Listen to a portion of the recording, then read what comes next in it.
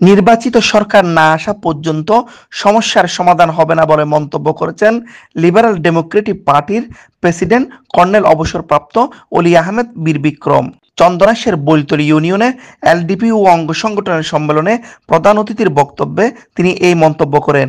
অনুষ্ঠানে প্রধান বক্তা ছিলেন এলডিপির প্রেসিডিয়াম সদস্য অধ্যাপক ওমর ফারুক। সম্মেলনের প্রস্তুতি কমিটির আহ্বায়ক এপিপি মাহবুবুল আলমের সভাপতিত্বে অনুষ্ঠানে উদ্বোধন করেন সম্মেলন প্রস্তুতি কমিটির সদস্য সচিব অ্যাডভোকেট মোহাম্মদ মাহবুবুল আলম।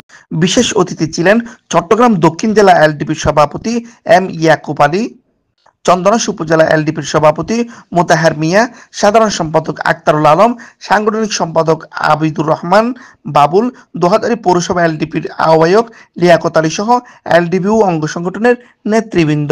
কতদিন পর্যন্ত এই সমস্যা হতো না?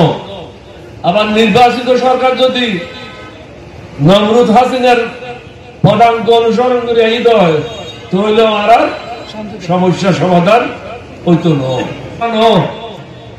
অর্থনৈতিকভাবে দেশ ধ্বংসপ্রাপ্ত, ডলার নাই, ডলার হাহাকার।